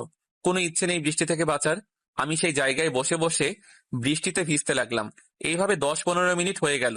আমার এখন ইচ্ছে করতেছে আমি যদি এই নিষ্ঠুরতম পৃথিবী থেকে চলে যেতে পারতাম তাহলে অনেক ভালো হতো। হয়তো আমি বেঁচে যেতাম। এই কষ্ট থেকে তো অন্তত মুক্তি পেতাম। আমার চোখের পানি যেন এই বৃষ্টির পানির কাছে কিছুই না। আমার চারিদিকে কি হচ্ছে না হচ্ছে আমার সেটা দেখার কোনো ইচ্ছেই নেই। আমি আমার চিন্তায় ডুবে আছি। বৃষ্টির মধ্যে 30 মিনিটের বেশি সময় ধরে ভিজতেছি। জানি না ভবিষ্যতে আমার জন্য কি অপেক্ষা করতেছে। হয়তো আজ রাতেই আমার জীবনের শেষ রাত। আল্লাহর কাছে তখন একটাই প্রার্থনা করতেছি, তিনি যেন আজকে আমাকে সবকিছু থেকে মুক্তি দিয়ে দেয়। আর সহ্য করতে পারতেছি না এমন কষ্ট। আল্লাহ হয়তো আমার কথা শুনেছে, কারণ হঠাৎ একটা গাড়ির শব্দ পেয়ে আমি সামনে তাকাই। সামনে তাকিয়ে অনেক খুশি। রফিক সাহেব বৃষ্টির মধ্যেই নিজে গাড়ি চালিয়ে বাসায় যাচ্ছিলেন। তখন রাত প্রায় 1টা কাছাকাছি হবে। থানায় একটা ফাইল আটকে গিয়েছিল। ফাইলের কাজ কমপ্লিট করে তিনি এখন এই নির্জন রাস্তা দিয়ে বাসায় যাচ্ছেন। তার বাসায় যাওয়ার কোনো ইচ্ছে নেই, কারণ যাদের জন্য বাসায় যাবে তারাই তো আজকে বেঁচে নেই। তার সুন্দর একটা সংসার ছিল। তার স্ত্রী এবং ছোট মেয়েকে নিয়ে তিনি খুবই খুশি ছিলেন। কিন্তু কোন এক গুন্ডা তার স্ত্রী এবং তার মেয়েকে চোখের সামনে খুন করে। সেদিন রফিক সাহেব খুবই অসহায় ছিল। তিনি একজন পুলিশ অফিসার হয়েও কিচ্ছু করতে পারে নাই তার নিজের বউ এবং মেয়ের জন্য। আজ 21 দিন হলো সে তার পরিবারকে হারিয়েছে। তার এই পৃথিবীতে আর কেউ নেই। তাই সে যখন ইচ্ছা তখন বাসায় যায়। সে অনেকদিন ধরে একটা সঠিক মানুষ খুঁজতেছে, যে কিনা তার হতে তার স্ত্রী এবং মেয়ের খুনের প্রতিশোধ নিতে পারবে। তিনি খুব ভালো করেই জানে তার একার পক্ষে এই কাজ সহজ হবে না। তাই সে সকল জায়গায় একজন শক্তিশালী এবং সাহসী মানুষ খুঁজতেছে, কিন্তু কোনোভাবেই পাচ্ছে না। রফিক সাহেব বৃষ্টির মধ্যে রাস্তায় দিয়ে গাড়ি ড্রাইভ করতেছে। তখন তার চোখ আটকে যায় রাস্তার পাশে একটা বেঞ্চের দিকে। সে গাড়ি থামিয়ে দেয়। ভালো করে খেয়াল করে দেখে একটা অল্প বয়সের ছেলে মাথা নিচু করে এই বৃষ্টিতে ভিজতেছে। রফিক সাহেব গাড়ি থেকে বেরিয়ে ছেলেটার সামনে যায়। হঠাৎ একটা গাড়ির শব্দ পেয়ে আমি সামনে তাকাই। সামনে তাকিয়ে অনেক খুশি হই, কারণ আমার সামনে একটা লোক দাঁড়িয়ে আছে। তার ডান হাতে একটা পিস্তল আর অন্য হাতে একটা টর্চ লাইট। লোকটার মুখ আমি দেখতে পারতেছি না, কারণ লোকটা রেইনকোট পরা ছিল। লোকটাকে আমি এক পলক দেখে আবার মাথা নিচু করে নিলাম আমি জানি লোকটা আমাকে মারতে এসেছে, কারণ এইরকম অনেক দেখেছি মুভিতে, যে গুন্ডারা পথে ঘাটে যে কাউকে মেরে ফেলে। আমার ভালো লাগতেছে, কারণ একটু পরে হয়তো আমি কষ্ট থেকে মুক্তি পেয়ে যাব। লোকটা হঠাৎ করে আমার দিকে গুলি তাক করে। এইবার আমি তার দিকে তাকিয়ে একটা মুচকি হাসি দিলাম। এই হাসিটা যেন বিশ্বজয়ের হাসি। আমার এমন হাসি দেখে লোকটা যে অবাক হয়েছে সেটা আমি স্পষ্ট বুঝতে পারলাম। আমার এত সাহস কোথা থেকে এলো আমি নিজেও জানি না, কারণ আমি সাধারণত একটু ভীতু টাইপের ছেলে ছিলাম তখন। আমি নিজেই বিশ্বাস করতে পারতেছিলাম না যে আমি নিজের মৃত্যুকে এইভাবে সামনে দেখেও হাসতেছি। হঠাৎ করে লোকটা আমার থেকে এক কদম পিছে গিয়ে আমার দিকে গুলি শুট করে। নিজের চোখের সামনে যদি কেউ গুলি চলতে দেখে, আমি শিওর সে তখন সাথে সাথে একটু সময়ের জন্য হলেও চোখের পলক ফেলবে। কিন্তু মজার বিষয় হচ্ছে আমি কোনো পলক ফেলি নাই। এক কথায় আমি একটু ভয় পাইনি। ভয়ই বা পাবো কেন? আমি তো এটাই চেয়েছিলাম। কারো শরীরে গুলি লাগার পরে তো ব্যথা লাগার কথা, প্লাস রক্ত বের হওয়ার কথা। তাহলে আমার ব্যথা লাগতেছে না কেন? তার মানে মৃত্যু এত সহজ? কিন্তু এরপর ভালো করে নিজের শরীরের দিকে চেয়ে দেখি আমার কোথাও গুলি লাগে নাই। এর মানে লোকটা আমার শরীরে গুলি করে নাই। আমি কিছু বুঝে ওঠার আগেই লোকটা আমার হাত চেপে ধরলো আর আমাকে জোর করে গাড়িতে বসিয়ে দিল। এখন আমার প্রচন্ড শীত করতে লাগলো। এত সময় যে বৃষ্টিতে ভিজেছি এর জন্যই হয়তো শীত করতেছে। আমি চুপ করে গাড়ির ভিতরে বসে আছি। জানি না লোকটাকে কি করবে আমার সাথে, আমাকে কেনই বা তার গাড়িতে উঠালো। এতক্ষণ পর্যন্ত তার মুখটা আমি দেখতে পাইনি। তিনি এইবার তার শরীর থেকে রেইনকোট খুলে ফেললো। এবার আমি অবাক না হয়ে পারলাম না, কারণ লোকটা যে একটা পুলিশ অফিসার, পুলিশ ইউনিফর্ম পরে আছে। ইউনিফর্মের এক পাশে লেখা আছে রফি, তার মানে ইনি। কিন্তু আমি বুঝতেছি না একজন পুলিশ হয়ে আমার সাথে তিনি এমন কেন করতেছে। আমার মনের হাজার রকমের প্রশ্ন আসতে লাগলো। তখনই লোকটা বলল, আমার এই পৃথিবীতে কেউ নেই, আমি সম্পূর্ণ একা। তুমি কি আমার সাথে যেতে ইচ্ছুক? আমি এমন কথা শুনে পুরাই অবাক হয়ে যাই। এই পুলিশ অফিসার আমাকে কি বলতেছে কিছুই মাথায় আসতেছে না। আমাকে চেনে না জানে না, হুট করে বলে ফেললো তার সাথে যাবো কিনা, কোথায় যাব। আর এই পুলিশ অফিসারই বা বুঝলো কিভাবে যে আমার থাকার জায়গা নেই। এই বিষয় নিয়ে মাথায় অনেক প্রশ্ন ঘুরপাক খাচ্ছে আমার। আমি কোনো কথা বলতেছি না। লোকটা আবার আমাকে জিজ্ঞেস করলো, ভয় নেই, আমি তোমার কিছু করব না। যদি তুমি যেতে ইচ্ছুক যেতে পারো। অনেক রাত হয়েছে, বাসায় ফিরতে হবে। আমি রাজি। আমি মনের ভিতরে আর কোনো জড়তা না নিয়ে বলে ফেললাম। এরপর লোকটা গাড়ি স্টার্ট দিয়ে গাড়ি চালাতে লাগলো। আমি শীতে কাঁপতে লাগলাম গাড়ির ভিতরে বসেই। সেই রাত থেকে আজকের রাত পর্যন্ত আমি এখনো মুখে কিছু দেই নাই। পেটে প্রচন্ড ক্ষুধা, প্লাস এই ঠান্ডার মধ্যে হঠাৎ করে আমি গাড়ির সিটে বসেই জ্ঞান হারিয়ে ফেলি। এটা লোকটা চোখ এড়ালো না। তিনি গাড়ি থামিয়ে আমার পালস চেক করতে গেলেন। তখনই আমার শরীরে তার হাত লেগে যায়। তিনি বুঝতে পেরে যায় যে আমার প্রচন্ড জ্বর এসেছে, তাই তিনি তাড়াতাড়ি করে আমাকে তার বাসায় নিয়ে যায়। ব্যাস, এইভাবে আমার আর রফিক আঙ্কেলের পরিচয় হয়। আমার যখন জ্ঞান আসে তখন আমি আস্তে আস্তে চোখ মেলে সামনে তাকাই। আমি নিজেকে সুন্দর একটা রুমে আবিষ্কার করি। চারিপাশে দেখতে লাগলাম, কিন্তু কাউকে দেখতে পারতেছি না। তাই বিছানা থেকে উঠতে যাব, তখনই সেই পুলিশ অফিসারটা আমার সামনে এসে হাজির হয় আর বলল, এই এই, কি করতেছো? বিছানা ছেড়ে উঠতে হবে না, তুমি অসুস্থ। আপনি কে? আর আমি এখানে কেন? কি করে এলাম এই রুমে? আস্তে আস্তে, এত ব্যস্ত হলে চলবে? তুমি আগে পুরোপুরি সুস্থ হয়ে নাও, তারপর আমি সব খুলে বলবো। আমি অসুস্থ হলাম কিভাবে? কই, আমার তো কোনো কিছুই হয় নাই। কিছুই যখন হয় নাই, তাহলে আজ 2 দিন পর তোমার জ্ঞান ফিরে এলো কেন? মানে এই 2 দিন আমার জ্ঞান ছিল না? ডাক্তার বলেছে তুমি অনেক সময় না খেয়ে থাকার জন্য এমনটা হয়েছে। আমি কিছু বললাম না, চুপ করে তার দিকে তাকিয়ে রইলাম। এছাড়া যে আর কিছু করার নেই আমার। এই আঙ্কেল না থাকলে আজকে হয়তো আমি এই পৃথিবীতে থাকতাম না। আচ্ছা আঙ্কেল, আপনি আমাকে এখানে কেন নিয়ে এলেন? কেন আমাকে ডাক্তার দেখালেন? আমি মারা গেলেই ভালো হতো। আমি চোখ থেকে পানি বের করে বললাম, তুমি এমনটা বলতেছো কেন? আমি কিছুটা আন্দাজ করতে পারতেছি, কিন্তু সবকিছু তোমার কাছে শুনতে চাই। যদি তুমি মনে করো যে আমাকে বলবে, তাহলে বলতে পারো। আচ্ছা তাহলে শুনুন। এরপর আমি আঙ্কেলকে সবকিছু খুলে বললাম। আঙ্কেল সবকিছু শুনে বলল, এই কাজটা তোমার একদম ঠিক হয়নি, কারণ তারা তোমার নিজের বাবা মা, ভাই। তারা তোমাকে বকাঝকা করতেই পারে, তাই বলে যে বাসা ছেড়ে পালিয়ে আসতে হবে, এটার কোনো মানেই হয় না। আচ্ছা ঠিক আছে, তুমি আগে সম্পূর্ণ সুস্থ হয়ে নাও, এরপর আমি তোমাকে তোমার পরিবারের কাছে পৌঁছে দেওয়ার ব্যবস্থা করতেছি।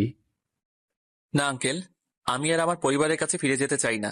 যেখান থেকে একবার চলে এসেছি সেখানে আর ফিরে যেতে চাই না। দরকার হয় না খেয়ে মারা যাব, তবুও আর বাসায় ফিরে যাব না। যদি কোনোদিন যেতেই হয় তাহলে সেই দিনই যাব, যেদিন নিজের যোগ্যতায় কিছু হতে পারবো। খুব অভিমান জমে আছে বাসার সকলের প্রতি। কয়েকদিন যাক, সব ঠিক হয়ে যাবে। এরপর বাসায় যেও, কেমন? আঙ্কেল, আপনি আমাকে যতই বলুন না কেন, আমি আর বাসায় ফিরে যাচ্ছি না। আপনি বরং আমাকে যেতে দিন। আমি এখানে থেকে শুধু শুধু আপনাকে কষ্ট দিতে চাই না। খুব বড় মানুষের মতো কথা বলতেছো তুমি। জানো আমি কে? আপনি যেই হন না কেন, আমি এখন কাউকে ভয় পাই না। ভয় তাদেরই থাকে যার নিজের আপন কেউ থাকে, আর আমার তো আপন বলতে কেউ নেই। তাহলে আমার ভয় কিসের? কথা তো বেশ ভালোই বলতে পারো। তুমি কি জানো আমার একটা অতীত আছে? কি অতীত? এরপর আঙ্কেল আমাকে তার পরিবারের সাথে হওয়া সব ঘটনা বলল। কিভাবে তার স্ত্রী আর মেয়েকে হত্যা করা হয়েছিল, আর তিনি কিভাবে সবকিছু অসহায় হয়ে দেখেছিল। শুধু প্রমাণের অভাবে আজকে সেই খুনি সকলের সামনে দিয়ে বুক ফুলিয়ে হেঁটে চলে বেড়ায়। আঙ্কেল, একটা কথা বলবো? কি কথা বলো? আমি আপনার জায়গায় হলে পুলিশের চাকরি ছেড়ে দিতাম। এরপর সকলের সামনে ওই লোকটাকে কুপিয়ে কুপিয়ে হত্যা করতাম। এরপর যা হওয়ার তা পরে দেখে নিতাম। আমি ঠিক তোমার মতো একজনকে খুঁজতেছিলাম। অবশেষে আমি ঠিক মানুষটাকে পেয়ে গেলাম। মানে? মানে হচ্ছে, তোমার আর আমার কোথাও যাওয়া হচ্ছে না। তুমি জানো আমি একা একা থাকি, আর আমার একা থাকতে মোটেও ভালো লাগে না। আর তোমারও তো কেউ নেই, তাই আমি চাই আজ থেকে তুমি আমার সাথে থাকবে। আমি কিছু সময় চুপ করে রইলাম, কারণ আমি ঢাকা শহর একদিনেই চিনে ফেলেছি। আর আমার তো জানা নেই যে আমি কোথায় থাকবো, কি করব। তাই এটাই বেস্ট অপশন হবে আমার জন্য, যে আঙ্কেলের কাছ থেকে যাই। কি ভাবতেছো এত? আমি রাজি আঙ্কেল। আলহামদুলিল্লাহ, শুনে খুশি হলাম। তবে একটা জিনিস মাথায় রেখো, তোমাকে ভালো করে পড়ালেখা করতে হবে কিন্তু। তোমাকে যে আমার থেকে বড় পুলিশ অফিসার হতে হবে। তোমার আন্টি আর বোনের খুনের প্রতিশোধ নিতে হবে। আঙ্কেল, আমি আমার সবটুকু দিয়ে চেষ্টা করব। কিন্তু আঙ্কেল, আপনি বুঝলেন কিভাবে আমি বাসা ছেড়ে পালিয়ে এসেছি? তুমি হয়তো ভুলে যাচ্ছ আমি একজন পুলিশ অফিসার। আর তাছাড়া রাত 1টার সময় একটা ছেলে একা একা বৃষ্টিতে অকারণে ভিজবে না। তাই আমার একটু সন্দেহ হয়। আর তোমার কাছে গিয়ে দেখি তোমার চোখ লাল হয়ে আছে, তাই কিছুটা হলেও আন্দাজ করতে পেরেছিলাম। আচ্ছা আঙ্কেল, আপনি আমাকে তখন গুলি করলেন কেন? যেটা আপনি ইচ্ছে করে আমার পাশ দিয়ে চালিয়েছেন। আচ্ছা বলো তো, আমি তোমাকে কি জন্য এতক্ষণ এতগুলো প্রশ্ন করলাম? কারণটা হচ্ছে, আমি চাই না যে তুমি অর্ধেক পথে আমাকে একা ফেলে চলে যাও। তাই শিওর হয়ে নিলাম তুমি তোমার পরিবারের কাছে ফিরে যেতে চাও কিনা। আর গুলি করেছিলাম তোমার সাহস দেখার জন্য। সেটা তুমি অনেক আগেই পাশ করে গেছো। আগে জানতাম পুলিশ খুব চালাক হয়, কিন্তু বিশ্বাস করেন, আপনাকে না দেখলে আমি সেটা বুঝতামই না। এরপরে দুজনেই একসাথে হেসে দেই। এরপর থেকে শুরু হয় আমার নতুন জীবন। আমার সুস্থ হতে 2 দিন সময় লাগে। আঙ্কেল খুব ভালো মনের মানুষ, এই 2 দিনেই আমি বুঝে গেছি। এরপর আঙ্কেল আমাকে সেই স্কুলটাতে ভর্তি করে দেয়। ব্যাস, আমার স্বপ্নটাও পূরণ হয়। আঙ্কেল যেহেতু পুলিশ ছিলেন, তাই কাগজ ছাড়া ভর্তি হতে আমার তেমন কোনো সমস্যা হয়নি। এইভাবে দেখতে দেখতে আমার এসএসসি এবং ইন্টারমিডিয়েট কমপ্লিট করে ফেলি। এরপর আঙ্কেল আমাকে 6 মাসের বেশি সময় ধরে শুটিং, ট্রেনিং সহ পুলিশের কাজে লাগে এমন অনেক ট্রেনিং করায়। আল্লাহর রহমতে আমি সবকিছুই লিপ্ত করে নেই। এইভাবে আমি একদিন নিজের যোগ্যতার চাকরিতে জয়েন করি। এরপর কি হয়েছে সেটা তো আপনারা জানেন। কিভাবে আঙ্কেল মারা যায়, আর এরপরই আমি খুলনা চলে আসি। বর্তমানে মোবাইলের দিকে তাকিয়ে দেখি রাত 2টা বেজে 45 মিনিট। মুখে একটা হাসি চলে এলো। এত রাত হয়ে গেল অথচ টেরই পেলাম না। আমার আম্মু কাছে থাকলে হয়তো কখনোই তার ছেলেকে এইভাবে জেগে থাকতে দিত না। আজ কয়েকদিন ধরে আম্মুর কথা খুব মনে পড়তেছে। না, আর বেশি দেরি করব না। কালকেই আম্মুকে দেখতে হবে। তবে নিজের পরিচয় দিয়ে নয়। ছাদে আর দেরি না করে নিজের রুমে চলে এলাম। রুমে এসে কোনো কিছু খেয়াল না করে বিছানায় চোখ বুজে শুয়ে পড়লাম। ব্যাস, এক ঘুমে সকাল হয়ে গেল। সকালের খাবার খেয়ে একা একা বাসা থেকে বের হলাম। এখন প্রায় সকাল 10টা বাজে। অনেকদিন হলো নিজের শহরে এসেছি, কিন্তু কিছুই ঘুরে দেখা হয়নি। তাই একটু ঘুরতে বের হলাম। আর একটু সামনেই একটা কলেজ আছে। এসএসসি পাশ করে এই কলেজে লেখাপড়া করার কথা ছিল আমার, কিন্তু আফসোস, সেটা তো আর হলো না। খুব ইচ্ছে হলো ভিতরটা একটু ঘুরে দেখার। তাই কলেজের গেট দিয়ে ভিতরে ঢুকলাম। কলেজ বোধহয় আজকে খোলা। 10টার বেশি বাজায়, স্টুডেন্টরা সবাই হয়তো ক্লাস করতে চলে গেছে। আমি আশেপাশে তাকাতে লাগলাম। অনেক সুন্দর পরিবেশ। তবে একটা বিষয় খেয়াল করলাম যে এখানে আশেপাশে অনেকগুলো ছেলে মেয়ে আলাদাভাবে বসা আছে, মানে যাদেরকে এক কথায় গার্লফ্রেন্ড বয়ফ্রেন্ড বলে। আমিও কলেজের কোনে একটা বেঞ্চে গিয়ে বসলাম। এরপর আমি একজনকে ফোন দিলাম। রেডি তো তুমি? জি স্যার, আমি একদম রেডি। খুলনা শহরের সবচেয়ে বড় বিল্ডিং এর উপরে আছি স্যার। হিসাব অনুযায়ী এখনই তার গাড়ি করে যাওয়ার কথা। জি স্যার, দেখতে পেয়েছি। এখন বলুন কি করতে হবে? তেমন কিছু না, একটু ভয় দেখাতে হবে। ওকে স্যার, মনে করুন আপনার কাজ হয়ে গেছে। এরপর আমি ফোনটা রেখে দিলাম এবং সাথে সাথে আমার সহকারী নাজমুলকে ফোন দিলাম। অপরদিকে এনামুল সাহেবের ফোনে সকালে একটা কল আসে। এনামুল সাহেব ফোনটা রিসিভ করে বড় এবং প্রায় 10 মিনিট কথা বলে। এরপর ফোন রেখে দিয়ে একটা শয়তানি হাসি দেয়, কারণ সে মাত্রই একটা বিজনেস ডিল সম্পন্ন করলো। এখানে তার 80% লাভ হবে, কারণ সে যে পণ্যগুলো প্যাক করে পাঠাবে তার সবগুলোই ভেজাল প্লাস নকল। তার খুব ভালোই লাগে যখন এমন বলদ মার্কা ডিলার পায়। তাই সে মনের আনন্দে বাসা থেকে গাড়ি নিয়ে বের হয় গোডাউনের উদ্দেশ্যে। এনামুল হক যেহেতু এই শহরের একটা বড় পদে আছেন, তাই একটু হালকা পাতলা বডিগার্ড নিয়ে চলতেন। কিন্তু যেদিন সে ফোনে একটা হুমকি পায়, এরপর থেকে অনেক বডিগার্ড নিয়ে চলাফেরা করে সে। ঠিক তেমনি আজকেও তার সামনে একটা পুলিশ ভর্তি গাড়ি এবং পিছনে একটা গাড়ি যেটাতে তার নিজস্ব কিছু বডিগার্ড রয়েছে, এবং মাঝখানে একটা খুব দামি গাড়ি। সেই গাড়ির ভিতরেই মিস্টার এনামুল হক। অপরদিকে খুলনার সবচেয়ে বড় বিল্ডিং এর ছাদে সাইলেন্সার লাগানো বন্দুক নিয়ে বসে আছে একজন কন্ট্রাক্ট কিলার, যে কিনা এনামুল হকের জন্যই অপেক্ষা করতেছিল। তার কন্ট্রাক্ট অনুযায়ী সে এনামুল হকের গাড়িতে থাকা ড্রাইভারের উপরে গুলি চালায়। বন্দুকের গুলিটা সোজা গিয়ে ড্রাইভারের মাথায় লেগে গুলি বেরিয়ে যায়। সাথে সাথেই গাড়িটা তার গতি হারিয়ে রাস্তার পাশের একটা ল্যাম্পপোস্টের সাথে ধাক্কা খায়। গাড়ির স্পিড কম থাকায় এনামুল হকের তেমন কোনো ক্ষতি হয়নি। বডিগার্ড গুলো এসে তাড়াতাড়ি এনামুল হকে গাড়ি থেকে বের করে। এনামুল এগুলো দেখে মনে মনে বলে, এই যাত্রায় বেঁচে গেলাম, এরপর থেকে বুলেট প্রুফ গাড়ি নিয়ে চলাফেরা করব। ঠিক তখনই তার ফোনে একটা কল আসে, আননোন নাম্বার। তিনি সাথে সাথে ফোনটা রিসিভ। কি ভাবতেছিস, এই যাত্রায় বেঁচে গেলি? হ্যালো, কে তুই? সাহস থাকলে সামনে আয়। আরে কুল কুল, এত চাপ নিস না, প্রেশার হাই হয়ে যাবে যে। এর একটা কথা, এটা ভাবিস না যে গুলিটা মিস হয়ে গেছে। এটা জাস্ট মনে করিয়ে দিলাম যে আমি চাইলেই তোকে উপরে পাঠিয়ে দিতে পারি। কে তুই? কি চাস? তুই কিন্তু আমাকে চিনিস না। তুই কিন্তু আগুন নিয়ে খেলা করছিস। আমি বরাবরই খেলতে ভালোবাসি। আর হ্যাঁ, একটা কথা, তোর মৃত্যু খুব শীঘ্রই আমার হাতে হতে চলেছে। সো মৃত্যুর জন্য দিন গুনতে থাক। Best of luck, bye bye. এরপর ফোন কেটে গেল। এনামুল হক জোরে জোরে অনেক গালিগালাজ করতে লাগলো, কিন্তু কোনো শব্দ নেই। শব্দ হবে কিভাবে? ফোন যে কেটে দিয়েছে। এটার পরে এনামুল হক খুব ভয় পেয়ে যায়। সে সাথে সাথে নম্বর ট্র্যাক করতে বলে পুলিশকে। হ্যালো নাজমুল, তুমি কোথায় এখন? জি স্যার, আমি একটু বাইরে বেরিয়েছিলাম। দেখা করতে পারবে এখন? জি স্যার, বলুন কোথায় আসতে হবে? কলেজের সামনে চলে আসো, একা একা বসে আছি। কি ব্যাপার স্যার, একা একা কলেজে কি করেন? ভাবি খুঁজতেছেন নাকি? সেই রকমই কিছু একটা। তুমি এত কথা না বলে তাড়াতাড়ি চলে আসো। Okay sir. এরপর আমি আশেপাশে তাকিয়ে দেখতে লাগলাম। অনেক ছেলে মেয়ে আমার দিকে তাকিয়ে দেখতেছে। আগে হয়তো কখনো দেখে নাই তাই, কিন্তু বেশি বিরক্তিকর ব্যাপারটা হচ্ছে যখন মেয়ে একভাবে আমার দিকে তাকিয়ে থাকে। এটা সবচেয়ে বিরক্তিকর। বুঝি না এরা কি আগে কখনো ছেলে দেখে নাই নাকি। আজব ব্যাপার। তখনই আমার খেয়াল যায় যে কলেজের গেট দিয়ে জান্নাত কলেজের ভিতরে আসতেছে। আমি ভাবলাম জান্নাত হঠাৎ করে এই কলেজে, ব্যাপারটা ঠিক বুঝলাম না।